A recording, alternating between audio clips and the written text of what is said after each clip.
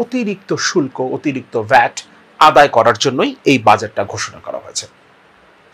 সরকার চাপে আছে, অর্থনৈতিক একটা মহা বিপর্যয়ের মধ্য দিয়ে বাংলাদেশ যাচ্ছে, কিন্তু সেই ব্যাপারে সরকারের কোনো ধরনের উদ্বেগ নেই, কোনো ধরনের উদ্বেগ নেই। এমনকি আপনি যদি ব্যাংকে টাকা রাখেন, ব্যাংকে টাকা রাখার ক্ষেত্রে জমাকৃত টাকার উপরেও আবগারি শুল্ক বাড়ানো হয়েছে। প্রত্যেকটা ব্যাংকে তারল্য সংকট চলছে এবং ব্যাংকগুলো বাংলাদেশ ব্যাংকের কাছ থেকে প্রতিদিন ধার করে চলছে। এই অবস্থায় বাংলাদেশের ব্যাংকগুলো থেকে 1,37,000 কোটি টাকা সরকার নেবে, 1,37,500 কোটি টাকা। তার মানে ব্যাংকে আরো বেশি মাত্রায় তারল্য সংকট দেখা দিবে। গতকাল সংসদে 2024-25 অর্থ বছরের বাজেট ঘোষণা করা হয়েছে। বাজেট যেহেতু অনেক বড় একটা বিষয়, তাই একটা ভিডিওতে এটা নিয়ে কথা বলা সম্ভব না। বাজেটের আলাদা আলাদা অংশ নিয়ে আমি কয়েকটা ভিডিওতে কথা বলবার চেষ্টা করব। আজকের ভিডিওতে আমরা খুব সহজ ভাষায় বোঝার চেষ্টা করব এই বাজেটের ইফেক্ট একজন সাধারণ মানুষের উপরে কিভাবে পড়বে, আমার উপরে কিভাবে পড়বে, আপনার উপরে কিভাবে পড়বে। সরকার আমাদের উপরে কি কোনো বোঝা চাপাতে চাইছে, নাকি যেভাবে মূল্যস্ফীতি বেড়েছে সেটা কমানোর কোনো উদ্যোগ আছে? এই বিষয়গুলো খুব সহজে আজকের ভিডিওতে বোঝার চেষ্টা করব। পাশাপাশি আমি বাজেটের উপরে নিশ্চয়ই লিখব, আমার কলামগুলোর লিঙ্ক আমি আমার চ্যানেলে দিয়ে দিব, আমার লেখাগুলো আপনারা সেখান থেকে পড়ে নিতে পারেন। আমরা যদি খুব সহজ ভাষায় বলি, তাহলে এই বাজেটের মাধ্যমে, বাজেটটা যদি বাস্তবায়ন করে সরকার, তাহলে একজন সাধারণ মানুষের, আমার আপনার একজন সাধারণ মানুষের কষ্টার্জিত উপার্জনের 100 টাকা থেকে 40 থেকে 45 টাকা নিয়ে যাবে সরকার, 40 থেকে 45 টাকা নিয়ে যাবে। একটা উদাহরণ থেকেই আমরা সরকারের অ্যাটিটিউডটা বুঝতে পারবো। আমরা মোবাইলে কথা বলি, কল রেট এবং ইন্টারনেট ব্যবহার করি, অর্থাৎ মোবাইলের যে কোনো সেবার ক্ষেত্রে সরকার যে ভ্যাট এবং সম্পূরক শুল্ক বসিয়েছে, তাতে 100 টাকা রিচার্জ করলে ভ্যাট এবং সম্পূরক শুল্ক কেটে নেওয়ার পর 69 টাকা 35 পয়সা আমরা ব্যবহার করতে পারবো। অর্থাৎ 30 টাকা 65 পয়সা, 100 টাকায় 30 টাকা 65 পয়সাই সরকার কেটে নেবে। এটাই সরকারের অ্যাটিটিউড। এটা সকল ক্ষেত্রে সরকার এই অ্যাটিটিউডটা দেখিয়েছে এবং সরকার কোথাও ট্রিক্স করার চেষ্টা করেছে। একটা ছোট্ট উদাহরণ দেই, যেমন সুইচ, সকেট ও হোল্ডার ইত্যাদি উৎপাদনের কাঁচামাল আমদানিতে শুল্ক কমানো হয়েছে। 5% থেকে করা হয়েছে 1%। কাঁচামাল আমদানিতে 5% থেকে শুল্ক কমিয়ে 1% করা হয়েছে, কিন্তু এখানে আবার 15% ভ্যাট আরোপ করা হয়েছে। অর্থাৎ আপনি কাঁচামাল আমদানি করবেন, কাঁচামাল আমদানি করবার পর আপনি যে প্রোডাক্টটা তৈরি করবেন, তৈরি হবার পর তার উপরে আবার 15% ভ্যাট যুক্ত হবে। তার মানে এখানে 4% কমানো হয়েছে আমদানি শুল্ক, কিন্তু আবার 15% ভ্যাট আরোপ করা হয়েছে। মানে 11% সরকার বেশি নেবে আপনার কাছ থেকে। একজন গ্রাহক, যিনি ভোক্তা, যিনি সেই সুইচটা কিনছেন কিংবা সকেট কিনছেন, হোল্ডার কিনছেন, তাকে 11% বেশি দিয়ে কিনতে হবে। এভাবেই সরকার আমাদের কাছ থেকে অতিরিক্ত শুল্ক, অতিরিক্ত ভ্যাট আদায় করার জন্যই এই বাজেটটা ঘোষণা করা হয়েছে। সরকার চাপে আছে, অর্থনৈতিক একটা মহা বিপর্যয়ের মধ্য দিয়ে বাংলাদেশ যাচ্ছে, কিন্তু সেই ব্যাপারে সরকারের কোনো ধরনের উদ্বেগ নেই, কারণ মেগা প্রকল্পে মেগা খরচ সেটা তারা জারি রেখেছে, সেটা তারা করবে। ঋণ করে হলেও সেটা তারা করবে। ঘাটতি রাখা হয়েছে, ঘাটতি বাজেট যেটা করা হয়েছে সেটা অভ্যন্তরীণ সোর্স, অর্থাৎ বাংলাদেশের ব্যাংকগুলো থেকে সরকার ঋণ নেবে, বিদেশ থেকে তারা ঋণ নেবে এবং এই ঋণের পরেও, এই ঋণ করার মধ্য দিয়েও তারা মেগা প্রকল্পগুলো চালু রাখবে। কারণ মেগা প্রকল্পে মেগা লুটের ব্যবস্থা আছে এবং এই মেগালুটের সুযোগ তৈরি করে দিয়ে সরকার তার খুঁটি, তার অলিগারদের সন্তুষ্ট রাখার চেষ্টা করবে। কারণ অবৈধভাবে ক্ষমতায় থাকতে তার এই ক্ষমতার খুঁটিগুলোকে অসন্তুষ্ট করা যাবে না। এই কারণে জনগণের পকেট কেটে মেগা প্রকল্পগুলো চালু রাখা, এমনকি নতুন প্রকল্প হাতে নেয়ার পরিকল্পনা করছে সরকার। এই বাজেটে সেটাই ঘোষণা করা হয়েছে।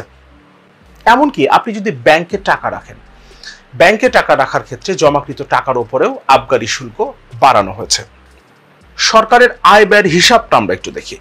প্রস্তাবিত বাজেটে রাজস্ব আয়ের লক্ষ্যমাত্রা ধরা হয়েছে 5,41,000 কোটি টাকা। 5,41,000 কোটি টাকা। এর মধ্যে এনবিআর আদায় করবে 4,80,000 কোটি টাকা, এনবিআর বহির্ভূত খাত থেকে 15,000 কোটি টাকা এবং কর ব্যতীত প্রাপ্তির লক্ষ্যমাত্রা ধরা হয়েছে 46,000 কোটি টাকা। এনবিআর জনগণের কাছ থেকে 4,80,000 কোটি টাকা আদায় করবে এই লক্ষ্যমাত্রা ধরা হয়েছে। কিছুক্ষণ আগে যে মোবাইল রিচার্জের কথা বলছিলাম, 100 টাকা রিচার্জ করলে সেখান থেকে সরকার 30 টাকা 65 পয়সা নিয়ে যাবে, 30 টাকা 65 পয়সা নিয়ে যাবে। এরপরেও আপনি যে 100 টাকা দিয়ে রিচার্জ করলেন, ওটা আপনার ইনকাম ছিল, ওই আয়ের উপরেও আপনাকে আবার বছর শেষে কর দিতে হবে, ট্যাক্স দিতে হবে। এবং এগুলো যদি যোগ করা হয় তাহলে দেখা যাবে সরকার 100 টাকা থেকে আমাদের কাছ থেকে 40 থেকে 45 টাকায় নিয়ে যাচ্ছে। এখানে বলা হচ্ছে অনুদান ছাড়া বাজেট ঘাটতি ধরা হয়েছে 2,56,000 কোটি টাকা। 2,56,000 কোটি টাকা বাজেট ঘাটতি, অর্থাৎ আয়ের চেয়ে ব্যয় বেশি। তবে অনুদান সহ সামগ্রিক ঘাটতি দাঁড়াবে 2,51,000 কোটি টাকা, 2.5 লাখ কোটি টাকা ঘাটতি বাজেট। এই ঘাটতিটা তারা মেটাবে 1,27,200 কোটি টাকা বৈদেশিক ঋণ নেওয়া হবে। 1,27,200 কোটি টাকা বৈদেশিক ঋণ নেওয়া হবে। এই ঋণের বোঝাও চাপবে জনগণের উপরে। এছাড়া অভ্যন্তরীণ খাত থেকে ঋণ নেওয়ার লক্ষ্য মাত্রা ধরা হয়েছে 1,60,000 কোটি টাকা। 1,60,000 কোটি টাকা, এর মধ্যে ব্যাংক ব্যবস্থা থেকে নেওয়া হবে 1,37,500 কোটি টাকা, যেখানে বাংলাদেশের ব্যাংকগুলো এখন প্রায় দেউলিয়া হওয়ার পথে, ব্যাংক বহির্ভূত খাত থেকে ঋণ নেওয়ার লক্ষ্য ধরা হয়েছে 23,400 কোটি টাকা। এর মধ্যে সঞ্চয়পত্র বিক্রির লক্ষ্যমাত্রা একটা ধরা হয়েছে। 2024-25 অর্থ বছরে বাজেটে ঋণের সুদ পরিশোধের ব্যয় ধরা হয়েছে 1,13,500 কোটি টাকা। 1,13,500 কোটি টাকা ঋণের সুদ পরিশোধের জন্য ধরা হয়েছে। নতুন করে আবার ঋণ নেওয়া হবে বিদেশ থেকে 1,27,000 কোটি টাকা এবং দেশের ব্যাংকগুলো থেকে 1,37,000 কোটি টাকা। বাকি ঋণ নেওয়া হবে ব্যাংক বহির্ভূত বিভিন্ন খাত এবং সঞ্চয়পত্র বিক্রির মাধ্যমে। তার মানে আগামী বছর গিয়ে আবার আমাদের সুদ পরিশোধের পরিমাণ আরো বাড়বে, কারণ সরকার ঋণ করে দেশ চালানোর চেষ্টা করছে। টাকা ছাপিয়ে সরকারি কর্মকর্তা কর্মচারীদের বেতন দিয়েছে সরকার, এবং বিদেশি ঋণ এখন $100 বিলিয়ন ছাড়িয়ে গেছে। এবং বিদেশি ঋণ পরিশোধের চাপ কিভাবে আসছে সামনের দিনে, সেই বিষয় নিয়ে আমি আমার চ্যানেলেও বেশ কয়েকবার কথা বলেছি। কারণ এখন পর্যন্ত আমরা কিন্তু মেগা প্রকল্পগুলোতে যে ইনভেস্টমেন্ট করেছে বিদেশ থেকে, আমরা যে ঋণগুলো নিয়েছি সেগুলোর শুধুমাত্র সুদ পরিশোধ করছি। এই সুদ পরিশোধ করতে গিয়েও আমরা $5 বিলিয়ন সুদের কিস্তি পরিশোধে ব্যর্থ হয়েছি। এবং আগামী বছর থেকেই, চলতি অর্থ বছর, যে অর্থ বছরের বাজেটটা ঘোষণা করা হলো 2024-25 অর্থ বছরের এই সময়েই আমাদের আসল টাকা পরিশোধের চাপ বাড়তে শুরু করবে, কারণ গ্রেস পিরিয়ডগুলো অধিকাংশ মেগা প্রকল্পেরই শেষ হয়ে যাচ্ছে। 2026-এর মধ্যে ম্যাক্সিমাম মেগা প্রকল্পের যে গ্রেস পিরিয়ড ছিল, অর্থাৎ আসল পরিশোধের চাপ যেটা এতদিন আমাদের উপরে ছিল না, সেই চাপটা আমাদের উপরে এসে পড়বে। ততদিন পর্যন্ত অবশ্য এই অর্থনীতি, এই সরকার কিভাবে টেনে নিয়ে যাবে সেটাই একটা প্রশ্ন। আসলে এই অর্থনীতি টিকবে কিনা, দেশের অর্থনীতি, সেটা যথেষ্ট প্রশ্ন আছে সেই জায়গায়। তারপর আমরা যদি ধরে নেই সেই জায়গা পর্যন্ত আমরা গেলাম, 2024-25 অর্থ বছরটা পার করে আমরা 25-26 অর্থ বছরে যদি আমরা প্রবেশ করতেও পারি, তখন গিয়ে আমাদের উপরে ঋণের সুদ এবং আসল পরিশোধের যে চাপটা তৈরি হবে, সেটা এই দেশের অর্থনীতি কোনোভাবেই চাপটা নিতে পারবেন। সরকারের অ্যাটিটিউড হলো তারা জনগণের মাথার উপরে ঋণের বোঝা চাপিয়ে মেগা প্রকল্পগুলো কন্টিনিউ করবে। তারা বিভিন্ন ভর্তুকির নামে তার নিজের মানুষদের, অলিগারদের পকেটে যে হাজার হাজার কোটি টাকা তুলে দেয়, যে লক্ষ কোটি টাকা তুলে দেয়, সেই প্রক্রিয়াটা অব্যাহত থাকবে। আমাদের দেয়া 100 টাকার মধ্যে থেকে 22 টাকা সুদ পরিশোধে ব্যয় হবে এবং 17 টাকার বেশি পরিশোধ হবে ভর্তুকিতে, অর্থাৎ প্রায় 37.5% টাকা, অর্থাৎ 100 টাকার মধ্যে প্রায় 38 টাকাই সরকার তার অলিগারদের পকেটে তুলে দেবার জন্য যে ব্যবস্থাগুলো রয়েছে সেখানে খরচ করবে। অর্থাৎ লুটের জন্য এই টাকাটা জনগণের পকেট থেকে নেওয়া হবে। পাশাপাশি সরকার যেটা করেছে, আপনি যদি বৈধভাবে টাকা উপার্জন করেন তাহলে আপনাকে সর্বোচ্চ 30% পর্যন্ত কর দিতে হতে পারে।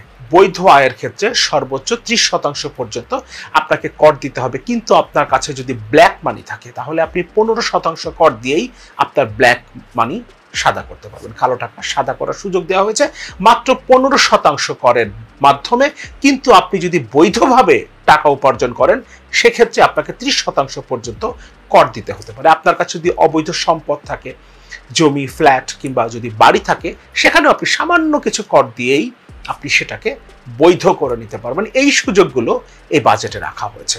অর্থাৎ সৎ মানুষের জন্য এই বাজেটে কিছু নাই, সাধারণ মানুষের জন্য এই বাজেটে কিছু নাই। এখানে সরকার তার অলিগার্ক লুটপাটকারীদের জন্যই, দুর্নীতিবাজদের জন্য এই বাজেটটা তৈরি করেছে। এবং যারা ইতোমধ্যেই কালো টাকার পাহাড় জমিয়েছে, ম্যাক্সিমাম টাকা তো বিদেশে পাচার হয়ে গেছে, সেগুলো তো আর দেশে ফিরে আসবে না। কিন্তু দেশের মধ্যেও যেহেতু আজিজ বেনজিরদের অনেক সম্পদ আছে এবং আজিজ বেনজিরদের সম্পদের তথ্য হয়তো আমাদের সামনে আসছে, আজিজের সম্পদের তথ্য এখন পর্যন্ত আমাদের সামনে সেভাবে আসেনি, কারণ দুদক তদন্তের উদ্যোগ সেভাবে নেয়নি। কিন্তু বেনজিরের সম্পদের তথ্য আমাদের সামনে এসেছে, বিশেষ করে গণমাধ্যমের কল্যাণে। এরকম হাজারটা আজিজ বেনজির আছে এই সরকারের, হাজারটা আজিজ বেনজির আছে। এদের সম্পদ যাতে, দেশে থাকা যে সম্পদ, যে কালো টাকা কিংবা অবৈধ যে সম্পদ, সেগুলো যাতে তারা বৈধ করে নিতে পারে, সেই সুযোগটা এই বাজেটে রাখা হয়েছে। তারপরও তারা কতটা সেটা করবেন সেটা নিয়েও যথেষ্ট প্রশ্ন আছে, কারণ আগেও এই সুযোগ সরকার দিয়েছে। আরো কম কর পরিশোধের বিনিময়েও সাদা করার সুযোগ দেওয়া হয়েছে, কালো টাকা অবৈধ সম্পদ বৈধ করার সুযোগ দেওয়া হয়েছে, তারপরেও সেগুলো হয়নি। কিন্তু এখন যেহেতু একটা নাটক চলছে, ধরপাকড়ের একটা নাটক চলছে, সুতরাং এবারের বাজেট ঘোষণার পর হয়তো কেউ কেউ তাদের কালো টাকা সাদা করবেন, অবৈধ সম্পদকে বৈধ করে নিতে চাইবেন, এবং সেই সুযোগটা সরকার এই বাজেটে দিয়েছে, যেখানে আপনার বৈধ আয়ের ক্ষেত্রে আপনাকে 30% পর্যন্ত কর দিতে হবে। এটাই আসলে এই সরকারের অ্যাটিটিউড, এটাই সরকারের অ্যাটিটিউড। এই বাজেটটা করাই হয়েছে শুধুমাত্র লুটেরাদের জন্য, নিজেদের অলিগারদের পকেট ভরবার জন্য, এবং জনগণের পকেট কেটে ভর্তুকির নামে এবং ঋণ পরিশোধে ব্যয় করবার জন্য, এবং বিপুল পরিমাণ ঋণ, অভ্যন্তরীণ ঋণ বাংলাদেশের ব্যাংকগুলো থেকে, ব্যাংকগুলো এমনিতেই খোকলা হয়ে গেছে, সেই ব্যাংকগুলোকে পুরোপুরিভাবে তারল্য সংকটের মধ্যে ফেলতে ব্যাংকগুলো থেকে ঋণ করা হবে, এবং বিদেশি ঋণ করা হবে প্রায় আরো 1,27,000 কোটি টাকা। এবং তার মধ্য দিয়ে মেগা প্রকল্পগুলো চালু থাকবে, মেগা প্রকল্প চালুর মধ্য দিয়ে মেগা লুট জারি থাকবে। এটাই আসলে এই সরকারের অ্যাটিটিউড, এবং সেটাই বোঝা গেছে এই বাজেট ঘোষণার মধ্য দিয়ে।